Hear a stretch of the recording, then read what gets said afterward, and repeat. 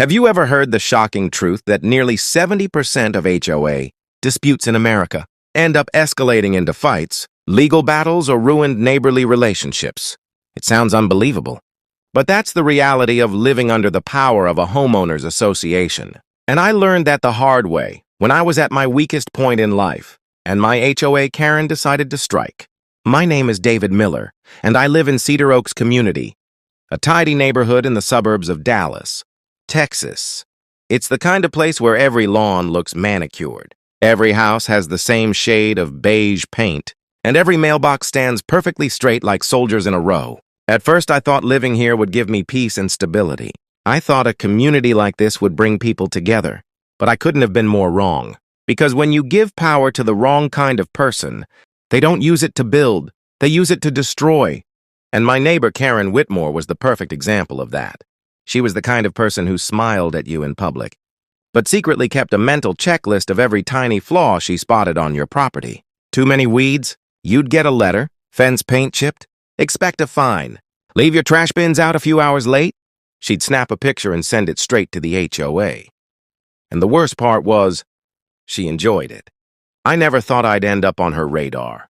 I kept to myself, paid my dues, mowed my lawn on time. But all of that changed when I got sick. Pneumonia hit me harder than I expected, and before I knew it, I was spending days struggling to breathe, barely able to get out of bed. The doctor ordered rest, antibiotics, and constant hydration. But what he didn't tell me was how quickly my home life would start falling apart without me keeping up with every little detail. The first sign of trouble came one chilly evening when I heard a knock at my door. My head was pounding, my chest was heavy, and I dragged myself to open it. And there she was, Karen. Her blonde hair pulled back tight, clipboard in one hand, a fake concerned smile plastered on her face. "David," she said in that condescending tone she always used, "I couldn't help but notice your porch light has been flickering for 2 nights. You know, Cedar Oaks has a standard for exterior lighting. It could really bring down the look of the street." I wanted to tell her I was sick, that I could barely stand upright, but the words stuck in my throat. Instead, I just nodded and closed the door as quickly as I could. That's when I realized this wasn't going to stop. She had found her opening, her weakness to exploit. And as the days passed, I was right. I started getting official-looking HOA notices slipped under my door. First about the porch light, then about my lawn not being edged properly. It was absurd. I was fighting for my health, and she was fighting to prove her dominance. But then things got worse. One morning, I woke up to silence. At first, I thought it was just my exhaustion messing with me. But then I realized the hum of the fridge was gone. The heating system wasn't running. The lights didn't respond when I flipped the switch. My house was dead silent. The power was out. And that's when the panic hit me. I wasn't just worried about the darkness. I had medicine stored in the fridge that needed to stay cold. Antibiotics that were crucial for my recovery. If those spoiled, it wouldn't just set me back, it could send me to the hospital. I staggered outside, weak and furious, trying to figure out what had happened. And that's when I saw her. Karen. Standing by the side of my house, near the electrical panel, her phone in one hand, smirking like she had just done the world a favor. "What did you do?" I croaked, my voice rough. She didn't flinch. "Your wiring was unsafe," she said matter-of-factly.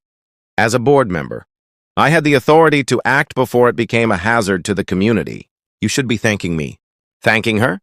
My blood boiled. She had crossed a line I never imagined someone would cross, cutting off a sick man's power without warning, under the excuse of community safety. It wasn't just cruel. It was dangerous. But in that moment, I was too weak to fight. My vision blurred, my body shaking. I had no energy left to argue. I stumbled back inside, trying to figure out what to do, trying to breathe through the rage and panic. And that's when my sister Emily showed up.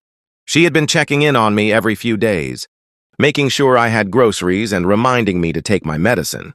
When she walked in and realized the lights weren't working, I'll never forget the look on her face, a mix of shock, fear, and anger. "David," she said, "who did this?" I told her. And without hesitation, she marched straight out the front door, fire in her eyes. I wanted to stop her, but I couldn't. My body was too weak. All I could do was listen from inside as Emily and Karen clashed right there in the yard. "Are you insane?" Emily's voice rang out. He's sick! He needs power for his medicine, Karen scoffed. If your brother can't maintain his property, maybe he shouldn't live here. The HOA has standards. Standards. That word echoed in my head like poison. What kind of standard justified cutting off power to someone who was already struggling to survive? But Karen wasn't backing down. She stood tall, arms crossed, acting like she was the hero of the story.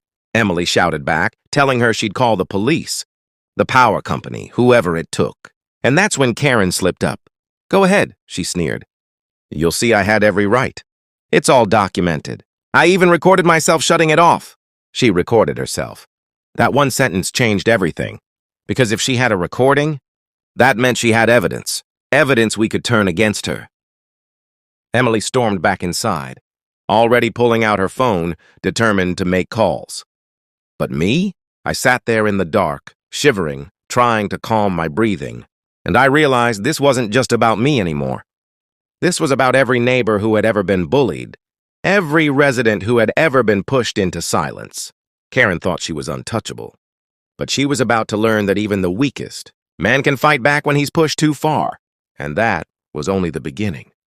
Because what happened next not only exposed Karen's cruelty, but shook the entire Cedar Oaks HOA to its core. And I was about to discover just how far people will go to cover their tracks when the truth starts closing in. The silence in my house was unbearable. No hum of the fridge, no soft whir of the heater, nothing but my shallow breaths echoing in the darkness. My chest ached with every inhale, but the ache in my heart was worse. How could someone be so cruel? How could a neighbor, a human being, look at another person suffering and decide to make it worse? Emily sat by my side, clutching her phone. She had already called the electric company, but they told her something chilling. The outage wasn't an accident, nor was it a company issue. It had been done manually at my breaker. Someone had physically shut off my power. And in Cedar Oaks, that someone was obvious. But the electric company couldn't just come and turn it back on without my consent. I was too weak to handle it. So Emily took charge, pushing herself into a role she didn't ask for but refused to walk away from. She called Officer Daniels, a local cop she knew from town. When she explained what had happened, he didn't laugh it off. He didn't say it was a civil issue. He said he'd come right over. Minutes felt like hours, but eventually, the red and blue glow of police lights painted the walls of my living room. I heard the knock at the door and Emily rushing to open it. Officer Daniels stepped inside. Tall and broad-shouldered, his uniform crisp, his face serious. "Mr. Miller," he said, kneeling slightly to look me in the eye. "I understand your power was shut off without your consent. Can you tell me who did it?" My voice cracked, but I managed to say her name. "Karen Whitmore." Daniels nodded slowly, like he wasn't surprised. "She's been on our radar before, always stirring something up with her neighbors. But this crosses a line." Emily jumped in, explaining everything. How Karen bragged about recording herself, how she claimed HOA authority gave her the right to tamper with my electricity. Daniels listened carefully, his jaw tightening with every word. "That's trespassing," he finally said. "And depending on the situation, it could even be endangerment, especially considering your medical condition." For the first time in days, I felt a flicker of hope. But then, as if on cue, there was another knock at the door. And this time, it wasn't a rescuer. It was Karen. She walked in like she owned the place, chin lifted high, arms folded across her chest. "I heard the police were called," she said, her voice dripping with false confidence. "I'm here to clear this up." Daniels turned to her, his posture stiffening. "Mrs. Whitmore, is it true you shut off your neighbor's power?" Karen didn't even hesitate. Of course I did. His wiring was a hazard. As an HOA board member, I had the authority to act. Emily nearly exploded. "Authority? You don't have the authority to put his life at risk." Karen shot her a glare. "If he can't keep up with HOA standards, maybe he doesn't belong here. We have rules for a reason." But Daniels wasn't buying it. He pulled out a small notepad. "Do you have documentation? An official order from the HOA to access his property and cut power?" Karen smirked. "Better. I have a video, proof that I acted responsibly." Emily and I locked eyes. This was the moment. Her arrogance was about to become her downfall. "Good," Daniels said firmly. "I'll need to see that recording." Karen hesitated, clearly not expecting to be challenged. But her pride wouldn't let her back down. She pulled out her phone, tapping the screen until a video played. And just like she promised, there she was, on camera, marching onto my property, opening my breaker box and shutting it off with a dramatic flourish. What she didn't realize was how bad it looked.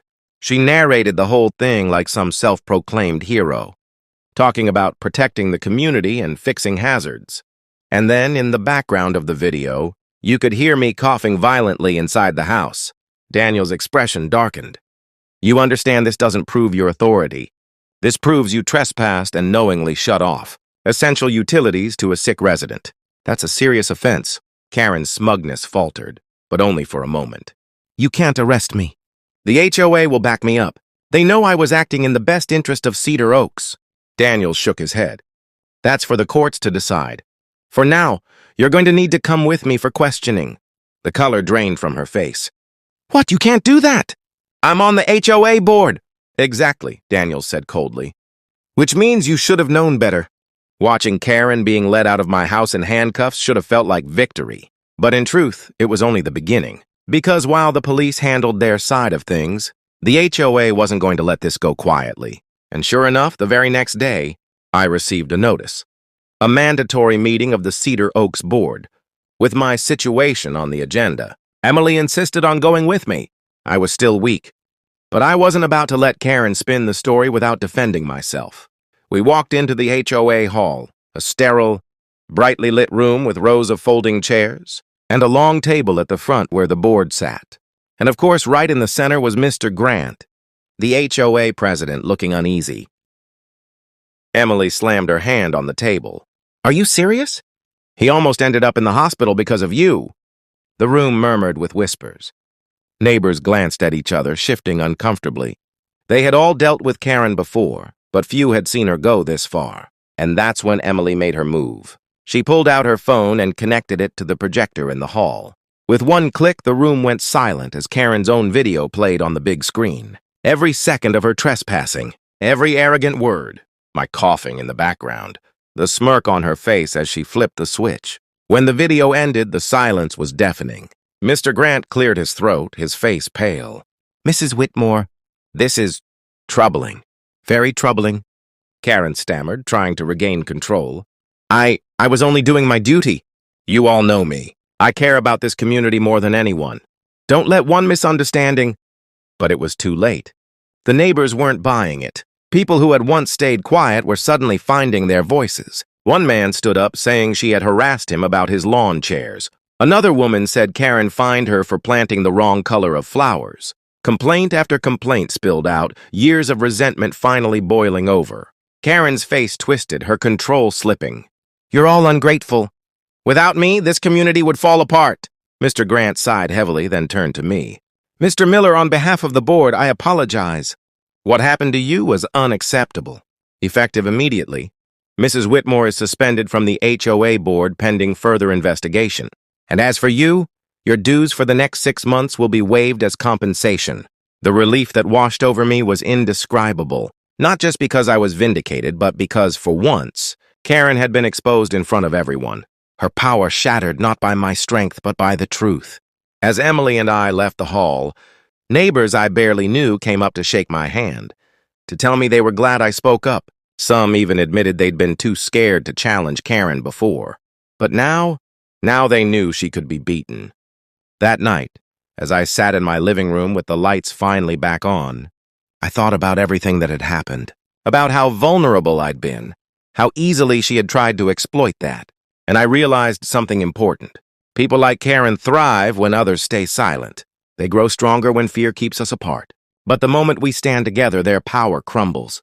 So to anyone listening, if you've ever dealt with an HOA bully, if you've ever felt trapped in your own neighborhood, remember this: you are not alone.